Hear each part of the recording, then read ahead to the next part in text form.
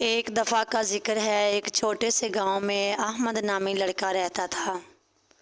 احمد کے گاؤں کے پاس ایک پراسرار جنگل تھا جس کے بارے میں مشہور تھا کہ وہاں جادوئی مخلوق رہتی ہے۔ لوگ جنگل کے قریب جانے سے ڈرتے تھے۔ ایک دن احمد کو اپنے دوستوں کے ساتھ کھیلتے ہوئے جنگل کے قریب ایک عجیب سی روشنی نظر آئی۔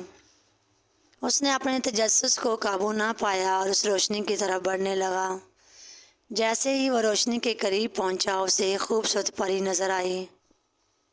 پری نے احمد کو دیکھ کر مسکرایا اور کہا، احمد، میں جانتی ہوں کہ تم ایک نیک دل انسان ہو۔ میں تمہیں ایک طلسمی تحفہ دینا چاہتی ہوں۔ احمد نے حیرت سے پوچھا، کیا یہ تحفہ ہے؟ پری نے ایک چھوٹی سی شیشی نکالی جس میں سنہری پانی بھرا ہوا تھا اور کہا، یہ جادوئی پانی ہے۔ جو بھی اس پانی کو پیے گا اس کے دل کی سب سے بڑی خواہش پوری ہو جائے گی۔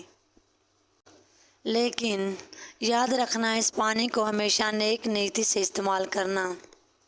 احمد نے شکریہ ادا کیا اور پری کی ہدایت پر عمل کرتے ہوئے گھر واپس آیا۔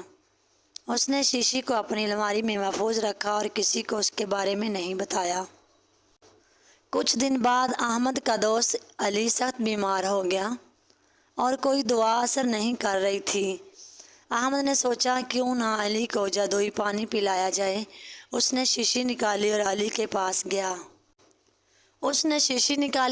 پاس گیا۔ علی نے پانی پیتے ہی خود کو بہتر محسوس کیا اور چند ہی دنوں میں مکمل صحت یاب ہو گیا۔ یہ خبر گاؤں میں پھیل گئی اور لوگ احمد کے پاس آنے لگے۔